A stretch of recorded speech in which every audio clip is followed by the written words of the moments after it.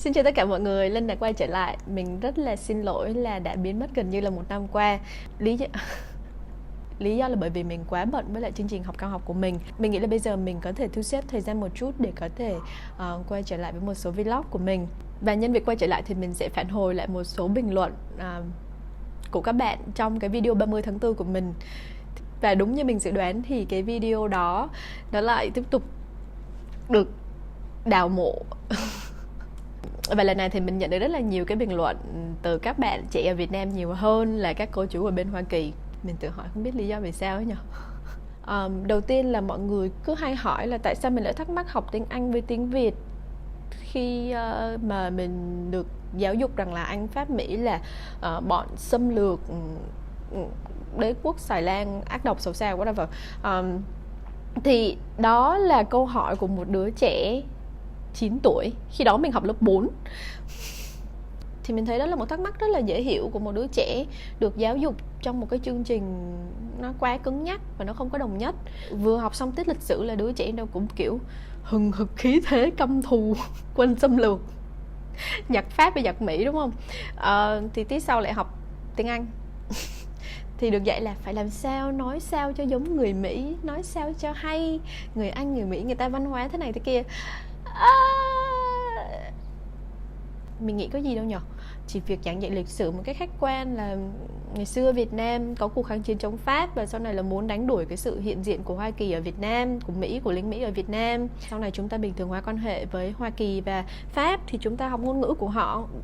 Thì hãy nói như thế. Nếu không thì nó sẽ khiến những đứa trẻ như mình nó cảm thấy rất là thắc mắc, đúng không? Và cái điều thứ hai đó là mọi người hỏi là tại sao những thông tin về thuyền nhân, cải cách ruộng đất thế này thế kia là họ đã biết từ lâu rồi, tại sao đến giờ mình mới biết? Không phải là đến giờ mình mới biết, mà thực ra là đến năm mình 17 tuổi mình mới bắt đầu hiểu hơn về thuyền nhân, biết hơn về thuyền nhân, về các trại cải tạo, cũng như là vấn đề cải cách ruộng đất rồi thời kỳ bao cấp.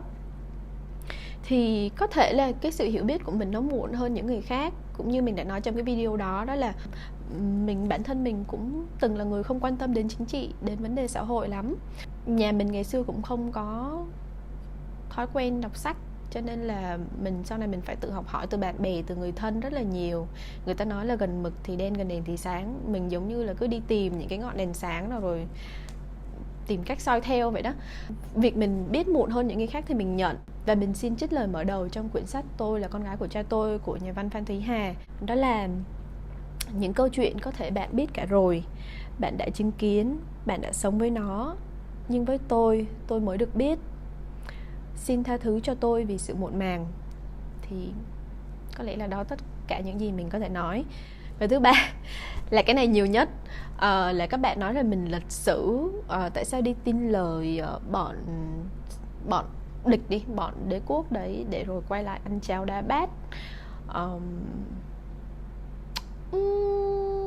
Trong video 30 tháng 4 mình chỉ nói ngắn gọn về các cột mốc sự kiện trong cuộc đời mình, nó làm thay đổi cái nhân sinh quan của mình. Mình không dừng công việc nghiên cứu ở những quyển sách mình đọc ở New Zealand hay là ở Mỹ, hay là từ những cuộc trao đổi mà mình có với những người Việt ở Hoa Kỳ. Đến tận bây giờ mình vẫn đang nghiên cứu, tìm hiểu về cuộc chiến Việt Nam từ các nguồn tài liệu, sách vở, nhân chứng từ trong và ngoài nước, từ người Việt lẫn người nước ngoài, mà không chỉ ở Hoa Kỳ mà nhiều nước khác nữa. Vì cuộc chiến Việt Nam là cuộc chiến mà cả thế giới quan tâm, và người Việt mình cũng di tản khắp mọi nơi, có những cái trải nghiệm, những cái góc nhìn rất là khác nhau, rất là đa dạng. Và nó tạo lên một bức tranh tổng thể rất là phức tạp, đa sắc màu mà đến tận bây giờ mình vẫn chưa hình dung hết được. Và nhưng điều này có nghĩa là có rất nhiều tài liệu ngoài kia cho các bạn tha hồ tìm hiểu, miễn là các bạn có thực sự cởi mở, có thực sự muốn tìm hiểu hay không thôi. Và cuối cùng là nhiều người nói là tại sao mình nói có vẻ nửa nạc nửa mỡ, không theo phe này cũng chẳng theo phe kia. Đơn giản là bởi vì quan điểm của mình thì có cái gì đâu. Mình chỉ là một đứa vô danh tiểu tốt 28 tuổi.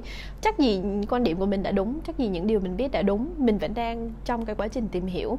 Mình không muốn áp đặt quan điểm của mình lên ai khác, và mình cũng không muốn ai khác áp đặt quan điểm của họ lên mình. Mình chỉ chia sẻ góc nhìn, quan điểm, thông tin để các bạn có thể tự tìm hiểu, và các bạn đi đến kết luận gì đó là quyền của các bạn. Thông điệp chính của mình là hãy luôn tìm hiểu, hãy luôn lắng nghe từ nhiều chiều, từ nhiều phía để chúng ta sát gần hơn với sự thật, nó vốn dĩ rất là vô tư, không thiên vị. Nếu các bạn cho các bạn là chính nghĩa và đúng đắn thì các bạn có thể hoàn toàn bình luận một cách lịch sự, khách quan, có tính xây dựng, thì chắc chắn các comment của bạn sẽ được approve thôi. Và từ khi đăng cái video clip 30 tháng 4 đó lên thì mình cũng nhận được rất là nhiều email, tin nhắn ủng hộ, nhất là từ các bạn trẻ. Có thể đọc một số cái một số cái email ở đây. Những cái email này rất là tình cảm. Đây, gần đây nhất có một bạn tên là Tú, thì bạn ấy gửi về email của mình với tiêu đề là cảm ơn chị Linh, chúc chị bình an. Đây, mình xin đọc một đoạn ngắn thôi. Nhìn biểu cảm và ánh mắt của chị trong video, mình nghĩ gì về 30 tháng 4? Em rất đồng cảm vì em đã vô cùng sốc tới nỗi em khóc rất nhiều. Vừa tổn thương do niềm tin sụp đổ, lại bị bơ vơ lạc loài trong chính thế hệ những người em biết. Nhưng cũng chính từ lúc đó, em thấy thương mẹ Việt Nam vô cùng, thương tất cả những người Việt Nam có lòng với đất mẹ, cũng biết tiếng mẹ cha thiêng liêng đến nhường nào. Chính giây phút nhìn thấu trần gian này đã trao cho em một hành trang trách nhiệm với cuộc đời mình.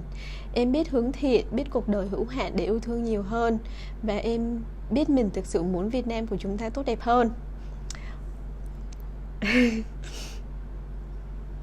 Thì mình đọc những cái email này mình rất là cảm động. Một cái lá thư khác của một người bạn khác, đó là bạn Jenny. Em xin chào chị Linh, lúc em xem YouTube bình luận của chị về ngày 30 tháng 4, em rực cảm động và có một ấn tượng, sự đồng cảm và quý mến về các nhận xét và quan điểm của chị. Bạn này sinh sống học tại Đức. Gia đình em từng trải qua hơn 40 năm sóng gió, thay đổi, đau khổ, tranh đấu, hạnh phúc, đau buồn, cũng vong quốc hơn nửa đời người xa đất quê mình. Em cảm ơn chị vì chị đã cố gắng tìm hiểu về người Việt ở nước ngoài và có can đảm để nói ra trải nghiệm của chị, và khuyến khích người Việt trong nước hãy mở rộng cách nhìn và khám phá về lịch sử và tìm sự thật về Việt Nam để hiểu về dân tộc Việt Nam toàn cầu. Tiếc rằng giữa người Việt Nam thế hệ trẻ chúng ta trong nước và ngoài nước có một bức tường rất cao mà ông bà chúng ta để lại, trong đó bao gồm hận thù, đau buồn, lịch sử lạc lối, tư tưởng ngôn ngữ, sự lạc hậu và không phương hướng. Em nghĩ điều quan trọng trong quá khứ và lịch sử là đừng quên gì cả, mà hãy xin lỗi và tha thứ để tìm con đường thỏa hiệp, hai phẩm chất mà con người Việt Nam khó làm nhất.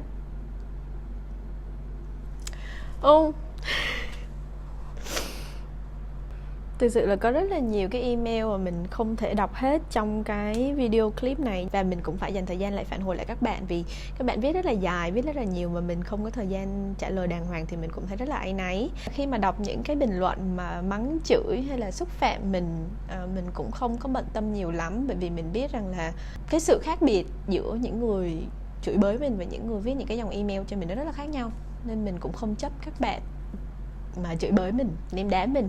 Vì các bạn mà đủ quan tâm để mà coi video của mình để mà chửi bới với mình là mình nghĩ đã là một điều rất đáng hoan nghênh rồi. Vì mình sợ nhất là những bạn thờ ơ, đó mới chính là những người mình lo lắng nhất.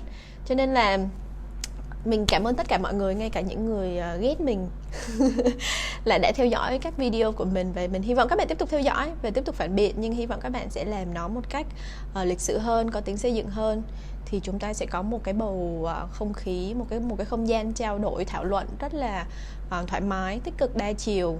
Vì mình cũng không muốn là một trong hai bên nào áp đảo cái không gian thảo luận này. Và chỉ có vậy thôi, và xin hẹn gặp lại mọi người trong các video sau nhé. Bye bye.